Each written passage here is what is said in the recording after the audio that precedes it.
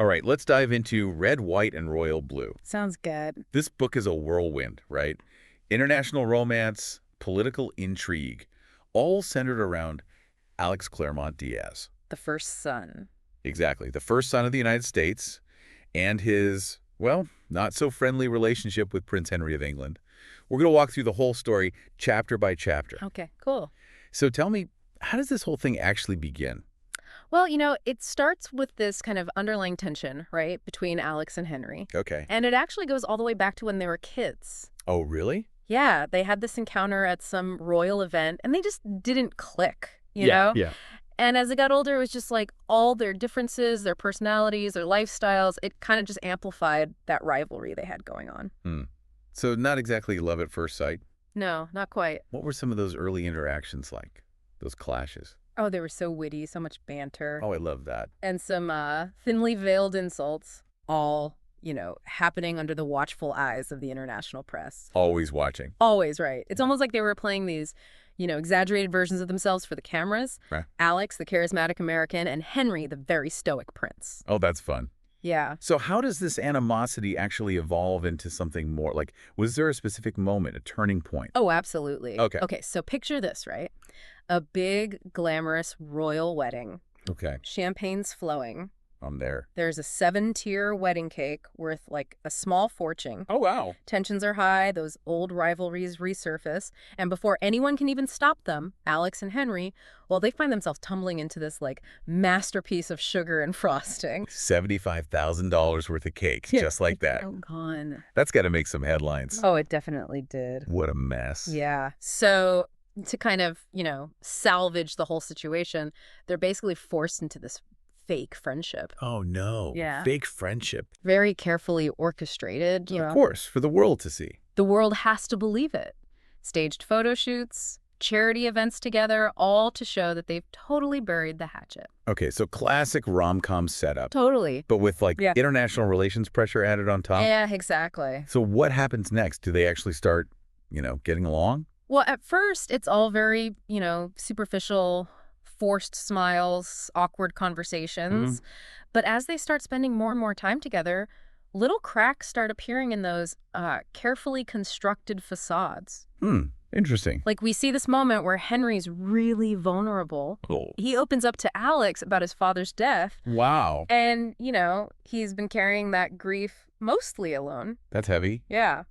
And then there's this other scene, a security scare, and they get trapped in a supply closet together. Oh, no. Yeah, and it's like this moment of shared fear, and they have this unexpected honesty with each other. Interesting. Their shared vulnerable moments can really change things, can't they? Totally. Was this the start of, something real between them? I think it was a turning point. They start texting, late night calls, a genuine connection starts to form. It's like they're seeing each other for the first time, stripped of all those public personas, the titles and the expectations. Just them. So they're starting to fall for each other, but they're stuck in this charade, this fake friendship. Right. How do they navigate that, especially with President Claremont's re-election campaign adding all this extra pressure? Yeah, that's where things get even more complicated. Oh, I bet. As the campaign heats up, those stolen moments they have, they become even more precious but also riskier. Yeah, definitely. Secret rendezvous, clandestine meetings, all while trying to maintain this illusion of, just being friends. Gotcha. And then there's that New Year's Eve party. What happens there? New Year's Eve, that's a big one. Okay. Amidst all the celebrations, there's this, jealous glance. Uh-oh. A stolen moment, and then a first kiss. Wow. And that kiss just leaves Alex questioning everything. Remember, this is all new for him. He's only ever dated women before. Right, exactly. So how does this kiss impact him? It throws him into this whirlwind of self-discovery. He starts grappling with his feelings for Henry, trying to figure out what it all means for him, for his identity. I can imagine. Yeah, and he confides in his best friend, Nora, who's amazing, and she helps him navigate all these, uncharted waters. So they're falling for each other. Yeah. But there's all this pressure, this fear of being exposed. Treasure. Do they give in? They do, but it's a delicate dance. Those stolen moments, secret rendezvous, they become the norm. That line between their fake friendship and real feelings, it just blurs. And with each passing day, the stakes get higher and higher. Yeah. One wrong move, and it could jeopardize everything. The election, their families, their futures. Like a pressure cooker ready to explode. And speaking of explosions, things are about to get even more complicated as President Claremont's re-election campaign really starts to heat up. Oh yeah, buckle up. The campaign, it definitely brings its own challenges, strategic meetings, public appearances, and the media, they're just constantly watching. Yeah, for sure. But amidst all that chaos, Alex, he actually finds himself leaning on Henry for support. Oh, really? Yeah. Their relationship, it's still a secret, of course. Right. But it becomes this source of strength for him, like a solace in all that craziness. So even with the campaign in full swing, they're still managing to connect. Yeah, exactly. There's this really sweet scene. It's at the Democratic National Convention. Okay. Henry actually flies in to be there for Alex, Oh. especially because, well, things get complicated. A close family friend, Senator Raphael Luna, he betrays the family. What? No way. He joins the opposing ticket. Wait, Senator Luna, he was like a mentor to Alex, right? Yes. It's a huge shock to everyone, especially Alex. Luna was like a confidant, someone Alex would go to for advice. Wow.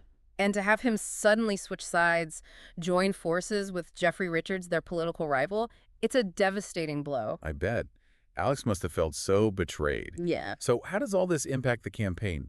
Luna leaving like that? It throws everything into turmoil. The campaign team, they have to, reassess their strategy, deal with the fallout, try to regain the trust of voters. It's messy. Okay, back to Alex and Henry. With all this added pressure, are they able to keep their relationship, under wraps? It's a constant balancing act, really. Sneaking around, trying to grab moments together whenever they can. But remember Zara? The president's chief of staff. Yes. She's super sharp, very observant. And at the convention, she catches them together. Uh-oh. Does she expose them? Thankfully, no. She's on their side. She agrees to keep their secret, at least until after the convention. But it was a close call. I bet. That must have been terrifying. It really makes them realize just how precarious their situation is. How easily it could all fall apart. So the secret's safe. For now. But how does Alex handle all of this? Does he confide in anyone else? He does. He decides to come out to his mother. Wow. Big step. It's a huge moment, not just for their relationship, but for Alex personally. He needs her understanding, her support. What a conversation that must have been. How does President Claremont react? She handles it with this mix of, motherly concern, but also political strategy. She lays out all the potential risks, the challenges, and really emphasizes that Alex needs to be absolutely sure about this relationship. Of course. It's not just about his personal life anymore, right? It could impact her presidency, the whole country. Exactly. So there's this added weight on Alex's shoulders now. He has to figure out his own feelings, but also consider the political implications. Does he talk to Henry about all of this? He tries to, but the timing just couldn't be worse. They escape to the family lake house with June, Alex's sister, Nora, his best friend, and Oscar, Alex's dad. Wait, June and Nora, we haven't really met them yet. Oh, right. June is Alex's older sister, very independent and ambitious. Nora's his best friend, someone he can always count on. They're both incredibly close to Alex, super protective. Gotcha. Okay, so back to the lake house. Why is Henry pulling away? It seems out of character after all the progress they've made. It's a lot of things, really. The pressure's getting to him. He's worried about what'll happen if their secret gets out. Plus, he's struggling with his own feelings, the conflict between his duty to the crown and his love for Alex. So he pushes Alex away, thinking it's for the best. Yeah, I think so. But how does Alex react to that? He's heartbroken, confused. He tries to reach out to Henry, figure out why he's shutting down. But Henry goes radio silent. No texts, no calls, nothing. It's like this wall has come up between them. This is agonizing. Poor Alex. So what does he do? Give up? Absolutely not. This is Alex Claremont-Diaz we're talking about. He doesn't just sit around. He decides to take matters into his own hands and flies to London to confront Henry face to face. Okay, dramatic confrontation in London. What happens when he finds Henry? Does he get the answers he's looking for? He does, but the truth is more complicated than he imagined. Henry confesses his feelings are real, that he's falling for Alex, but he doesn't think a relationship is possible. Why not? He feels trapped by his royal obligations, all the tradition, the expectations. He's terrified of the scandal, the damage it could do to both their families. So he's pushing Alex away to protect him, to protect them both from the fallout. But I have a feeling Alex isn't going to let him give up that easily. You're absolutely right. He doesn't, Alex. He just refuses to accept that Henry's giving up. Good for him. He reminds Henry about their connection, Huh. the laughter, the vulnerability, that spark between them. Yeah, yeah. And he challenges Henry to fight for their love, to kind of defy those expectations that are holding them back. So it's this battle, right? Love versus duty, passion versus tradition. Totally. How does Henry respond? Does he finally give in? He does, but it's not an easy decision for him, Of course not. He's so torn between what he wants, what he feels for Alex, and that fear of the consequences. Yeah. But eventually he realizes that hiding how he feels, denying who he is, it's only going to lead to more pain. That makes sense. And he makes a decision. He gives Alex his signet ring. Wow, really? Yeah, it's a symbol of his commitment, a promise that he's choosing their love, even if it means going against centuries of royal protocol. What a powerful gesture. I mean, giving him the ring, it's almost like a challenge to fate, isn't it? It kind of is. Like they're daring something to go wrong. Yeah, and of course something does go wrong. Oh, no. What happens? Well, all those whispers about their relationship, they start to escalate, and they're forced into this, series of elaborate charades to keep up appearances. Oh, I bet. Fake dates, misleading photos for the paparazzi. It's exhausting just thinking about it. It sounds exhausting. All that sneaking around, the constant fear of exposure. How long can they keep that up? Not long, unfortunately. Okay. The inevitable happens. Their relationship, it gets leaked to the press. And it's not just some casual mention. We're talking intimate photos, private emails, like their whole love story. It's splashed across the tabloids for the world to see. That's the worst case scenario. I can't even imagine the fallout from that. What happens next? It's complete chaos. Yeah. They're basically thrown into this communication blackout, cut off from each other while their teams try to control the damage. Wow. The whole world's watching, waiting to see how they'll react, how the royal family will respond, and of course, how this will impact President Claremont's re-election campaign. So much is at stake. What do they do? Hmm. Do they try to deny the relationship?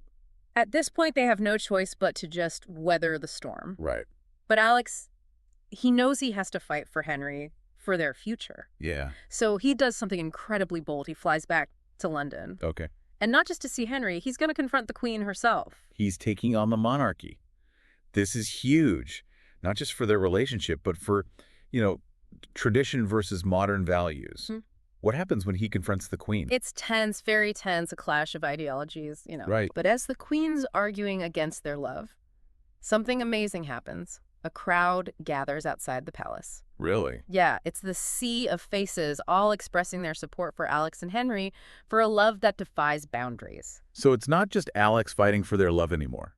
The public is on their side, too. Yeah. What happens next? Well, out of that crowd emerges Nora. Alex's best friend. Yeah, remember, she's been missing since the leak. Oh, right. And she drops a bombshell.